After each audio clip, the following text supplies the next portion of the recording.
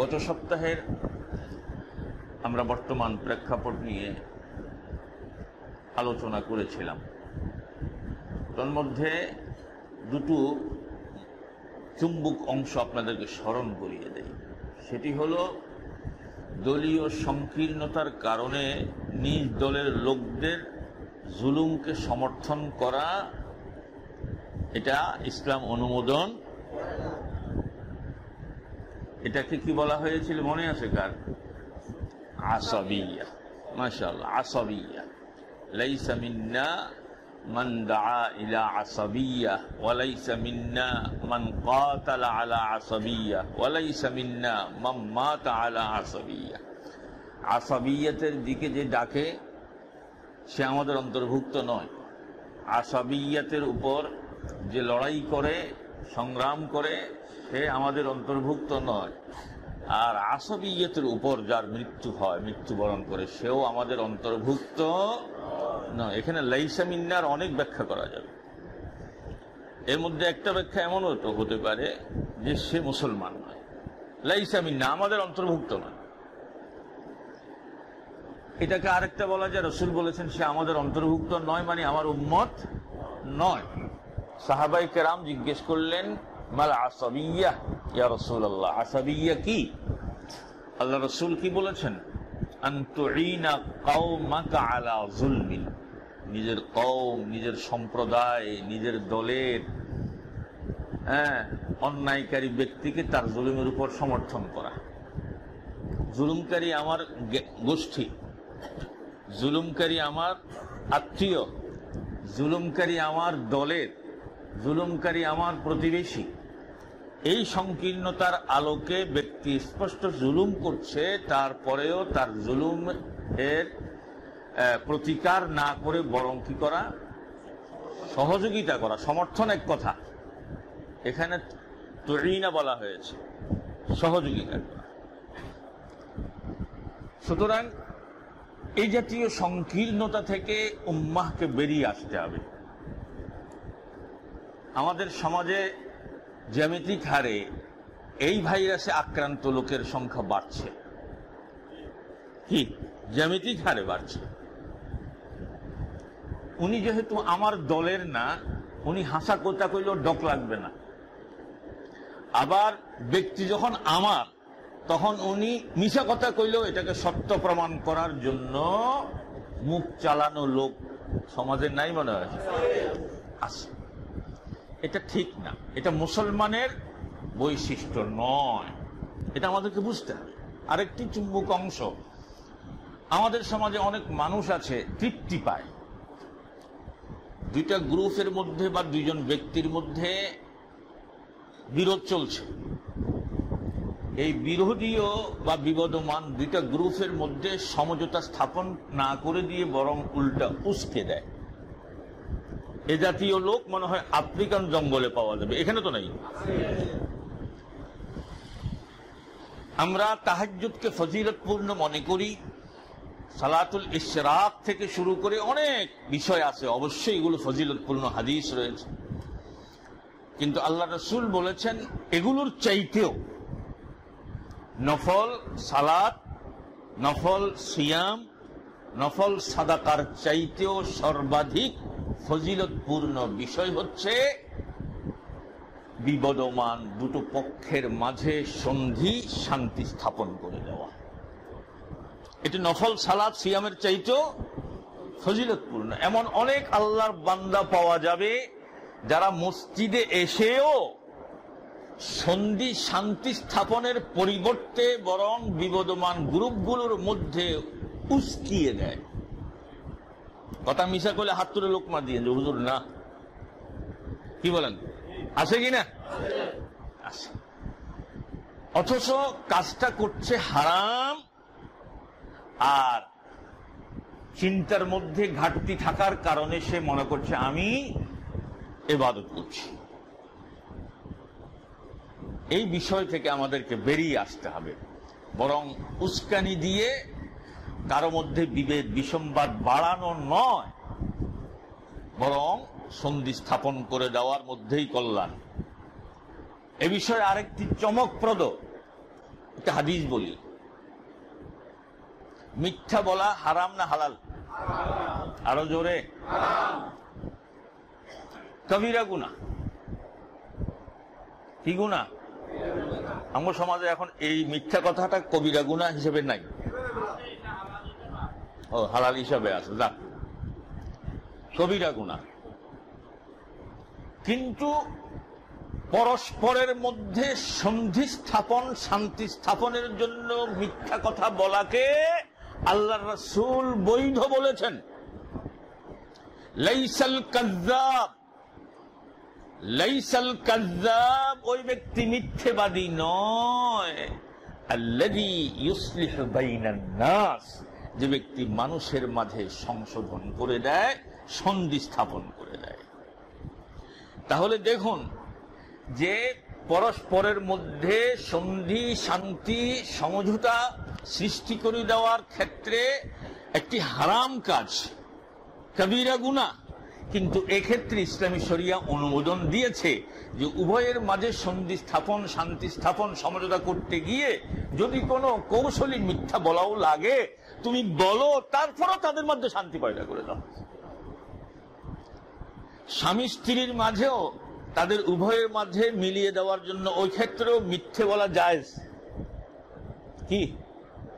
বউগা কুচকুচে কালা, কোন কারণে বিয়ে করছেন, তকদিরে ছিল, তারে কালা না করি কইবেন যে আমি রাস্তা দিয়ে চলাফেরা করি, তোমার মতো এত বিশ্ব সুন্দরী আমার চোখে পড়ে নাই। কথাটা হাসা হয়েছে না মিশে হয়েছে? কিন্তু বলাটা কি হয়েছে? বৈধ। আপনার কাছে কোন মহিলা তার স্বামীর ব্যাপারে অভিযোগ করেছে, অথবা স্বামী আপনার কাছে অভিযোগ করেছে। এখন অভিযোগ, এই কথাগুলো যদি যথাযথ বলি সংসার ভেঙে যাবে। তখন উভয়ের ক্ষেত্রে কি বলতে হবে? স্ত্রী স্বামীর গীবত করেছে, তার খারাপ দিকগুলো বলেছে, কিন্তু ব্যক্তি স্ত্রীকে বলবে, ওই মহিলাকে বলবে, না না না ভাইজান, তো আপনার যে প্রশংসা আমার সাথে করেছে, আল্লাহু আকবার, অনেক প্রশংসা করেছে। কথাটা কি? কিন্তু বলাটা জায়েজ। তাহলে এখানে যেই কোনো বিষয়ে বিরোধ নয়, বিসম্বাদ নয়, বিবাদ নয়, বরং উভয়ের মাঝে সম্প্রীতি, সমঝোতা স্থাপন করে দেওয়াটাই হচ্ছে ইসলামের শিক্ষা। আফসোস, বড়ই আফসোস, আমাদের সমাজে এই শিক্ষার যথাযথ চর্চা হয় না। পারিবারিক বিরোধ, সামাজিক বিরোধ, জায়গা সম্পত্তিগত বিরোধ, এরপরে ইলমে দ্বীনের শাখা প্রশাখাগত অমৌলিক বিষয় নিয়ে বিরোধ, আর রাজনৈতিক বিরোধ তো আছেই। এই সকল বিরোধের কারণে পারস্পরিক সমঝোতা স্থাপন নয়, বরং উস্কিয়ে দেওয়ার প্রতিযোগিতাই সমাজে চলে। কথা ঠিক কিনা বলেন? আল্লাহ আমাদেরকে হেফাজত করুন। আলোচনার, গত সপ্তাহের আলোচনার শেষ দিকে আল্লাহ রাব্বুল আলামিনের নির্দেশনা আমরা শুনছিলাম, সেখান থেকেই শুরু করি, শেষের কথা দিয়ে আজকে শুরু করি। আল্লাহ রাব্বুল আলামিন সূরা নিসা, আপনারা নোট করে নিন, তাফসীর পড়ে নেবেন। সূরা আন-নিসা 135 নম্বর আয়াত। এখানে আল্লাহ রাব্বুল আলামিন মুমিনদেরকে খেতাব করে বলছেন। আওয়ামী লীগ, বিএনপি, জামাত, হিন্দু, বৌদ্ধ, এভাবে নয়। তাদেরকে মুমিন। আমরা এখানে কারা আছি? কাফেরের উপর জমা ফরজ নেই। সুতরাং আপনি ভাববেন যে আল্লাহ পাক আমাকে বলছে, এটি কিন্তু সাহাবায়ে কেরামদের গুণ ছিল। কোন একজন ব্যক্তি মসজিদে তেলাওয়াত করছে বা কোথাও কোরআন তেলাওয়াত করছে, একজন সাহাবী রাস্তা দিয়ে হেঁটে যাচ্ছে, এ যখন বলছি ইয়া আইয়ুহাল্লাযীনা আমানু, ওই পথিক সাহাবী থেমে গেছে, দাঁড়িয়ে গেছে। হ্যাঁ, ওহে যারা ইমানের দাবি করো, কথাটা তোমার আমারে কইতে আছে, তো কান হালাই করেছে। আর আমাদের সমাজে কিন্তু এই শিক্ষাটা নাই।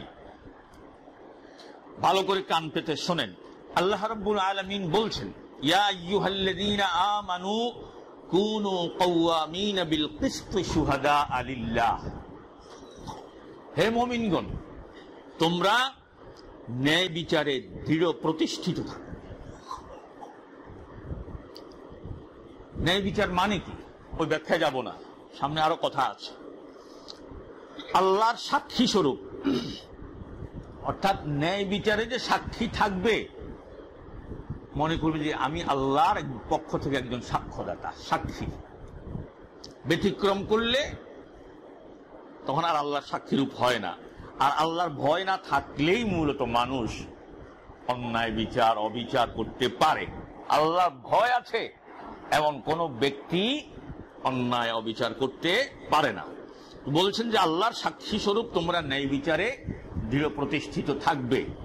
এরপরের বাক্যগুলো দেখেন, ওয়ালাউ আলা আনফুসিকুম, যদি তা তোমাদের নিজেদের বিরুদ্ধেও যায়। কোথাও একটা সাক্ষী দিচ্ছি, এখন সত্য কথা বললে এটা আমার বিরুদ্ধে আসে, তারপরও সত্য কথা বলবে, সত্য সাক্ষী দেবে। কথাটাই ওয়ালাউ আলা আনফুসিকুম আবিল ওয়ালিদাইন, অথবা তোমার পিতামাতার বিরুদ্ধেও যদি যায়, ওয়াল আকরাবিন, এবং তোমাদের নিকটাত্মীয়দের বিরুদ্ধেও যদি যায়। কারণ মানুষ এই সকল ক্ষেত্রে, বেশিরভাগ ক্ষেত্রে অন্যায় জুলুম করে বসে, মিথ্যা সাক্ষী দিয়ে বসে। এখন সত্য কথা বলে আমার বিরুদ্ধে যাইব, সত্য কথা বললে আমার পিতামাতা ফেঁসে যাচ্ছে, সত্য কথা বললে আমার নিকটাত্মীয়রা ফেঁসে যাচ্ছে, সত্য কথা বললে আমার নিজের দল ফেঁসে যাচ্ছে। তখন মিথ্যার আশ্রয় নেয়, যে না না, এই সত্য কথা যার বিরুদ্ধেই যাবে, আল্লাহকে সাক্ষী রেখে তোমরা সত্য ন্যায় বিচারের উপরে প্রতিষ্ঠিত থাকবে। হুকুমটা কার? এরপরে আরো দুইটা কারণে মানুষ ন্যায় বিচার করতে পারে না। ইয়াকুন গানিয়ান আও ফাকিরান, যদি সে ধনীও হয় অথবা ফকির হয়। কারণ ধনী হওয়ার কারণে তার একটা প্রভাব আছে, এই লোকটা এত বড় পয়সাওয়ালা, সমাজে এত, এই লোকটার বিরুদ্ধে যাবে কথাটা বললে, সাক্ষ্যটা দিলে এই লোকের বিরুদ্ধে যাবে, অথবা সাক্ষ্যটা দিলে এই গরিব লোকটা ফেঁসে যাবে। না না না, থাক। কি বাহ্যিক দৃষ্টিতে এটাকে অনেকটা মানবিক মনে হলেও, বিশেষ করে গরিবটার ক্ষেত্রে, কিন্তু আল্লাহর বিধানে বলছে যে না, তুমি তাদের কতটা ঘনিষ্ঠতর, কতটা প্রিয়, ফাল্লাহু আওলা বিহিমা, তাদের উভয়ের জন্য আল্লাহ তাদের জন্য অধিকতর ঘনিষ্ঠতর। কে বলছেন? আল্লাহ বলছেন ফাল্লাহু আওলা বিহিমা। এরপরে বলছেন ফালা তাত্তাবিউল হাওয়া আন তা'দিলু। মুসলমান একটু মনোযোগ দিয়ে শোনেন, ফালা তাত্তাবিউল হাওয়া আন তা'দিলু, ন্যায় বিচার করতে গিয়ে তোমরা কখনোই আপন প্রবৃত্তির দাসত্ব বা অনুসরণ করিও না। কথা বুঝে আসতেছে? নিজের প্রবৃত্তির অনুসরণ করো না, মন চাই সেইভাবে করতে, মন বলছে সেইভাবে করতে, না না না না, আল্লাহর বিধানের সামনে আত্মসমর্পণ করবে। ফালা তাত্তাবিউল হাওয়া আন তা'দিলু, তোমরা ন্যায় বিচার করতে প্রবৃত্তির অনুগামী হইও না। এরপরে বলছেন ওয়া ইন তালউ, তোমরা পেঁচালো কথা বলো, যদি তোমরা পেঁচালো কথা বলো। এই ব্যাখ্যাটা গত জুমায়ও দিয়েছিলাম, মনে আছে? কথা মালার আশ্রয় নেই, যুক্তির আশ্রয় নেই। আর এই কারণে না, ওয়া ইন তালউ, এই কারণে না। খতিব সাহেব তো আর তেমন বেশি দোষ টোষ নাই, এই শুধু এই মিলাদ, মুনাজাত, এই এই এই কারণ, এটা তার মানে কি পেঁচায়? আসেনি এরকম লোক? ওয়া ইন তালউ আও তুরিবু, অথবা যদি বিষয়টি এড়িয়ে যায়, পাশ কাটিয়ে যায়। এরপর আল্লাহ বলছেন বান্দা, তুমি মনে করছো তোমার বাকপটুতা দিয়ে, তুমি মনে করছো তোমার চাণক্যপূর্ণ যুক্তি দিয়ে, অথবা বিষয়টা পাশ কাটিয়ে তুমি বেঁচে যাবে। ভালো করে শুনে রাখো, ফাইন্নাল্লাহা কানা বিমা তা'মালুনা খাবীরা, ফাইন্নাল্লাহা কানা বিমা তা'মালুনা খাবীরা, জেনে রাখো তোমরা যাহা করো, গোপনে কি প্রকাশ্যে, একাকী সম্মিলিত ভাবে, সব বিষয়ই আল্লাহ পাক খবর রাখেন। আল্লাহর ইলমে জানা আছে কিনা? আছে কিনা বলেন? আরেকটি কথা বলি এই প্রসঙ্গে। রাসূলুল্লাহ জোরে বলেন সাল্লাল্লাহু আলাইহি ওয়াসাল্লাম এবং তার সাথী সঙ্গী তথা সাহাবাই কেরাম যখন হুদাইবিয়া নামক প্রান্তরে মক্কার মুশরিক কর্তৃক বাধাপ্রাপ্ত হয়ে কষ্টকর সময় অতিবাহিত করছিলেন, রাসূলুল্লাহ মক্কায় যাবেন বাইতুল্লাহ জিয়ারত করতে। এটা কিন্তু আপনার ফতহে মক্কার অভিযান না, কথাটা বুঝে আসছে? মক্কায় যাবেন, উমরা করবেন, বাইতুল্লাহ জিয়ারত করবেন। কিন্তু কাফের কুফফার কুরাইশরা, মক্কার মুশরিকরা বাধা দিল। তখন রাসূল সাল্লাল্লাহু আলাইহি ওয়াসাল্লাম এবং সাহাবায়ে কেরাম হুদাইবিয়া নামক প্রান্তরে অবস্থান করছিলেন, কষ্টকর। একদিন পূর্বাঞ্চলীয় অর্থাৎ হুদাইবিয়া প্রান্তর ওই এলাকার পূর্বাঞ্চলীয় এলাকা থেকে একদল মুশরিক যাচ্ছে কাবাগর জিয়ারত করার জন্য। কি জন্য যাচ্ছে? মক্কার মুশরিকরা বাধা দেওয়ার কারণে আটকা পড়ছি। এখন এই হুদাইবিয়া সাহাবায়ে কেরামদের পাশ দিয়া আরেক এলাকার লোক কাবাগর জিয়ারত করতে যাচ্ছে। মানুষ ওয়াকানাল ইনসানু যায়ীফা, সাহাবায়ে কেরামদের মধ্যে একটু প্রতিশোধ স্পৃহাটা জেগে উঠল। ইয়া রাসূলুল্লাহ, মক্কার মুশরিকদের কারণে আমরা বাইতুল্লাহ জিয়ারত করতে পাচ্ছি না, এখানে আটকা পড়ে গেছি।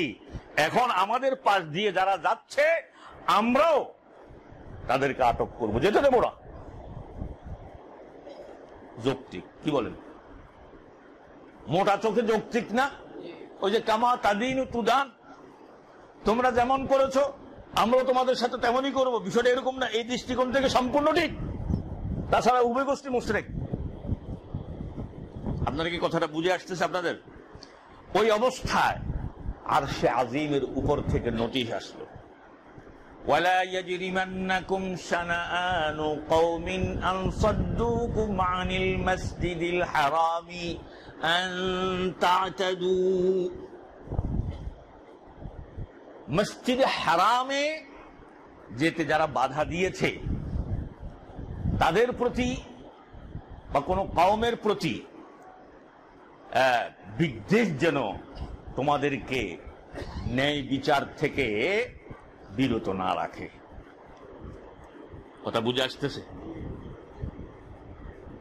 যে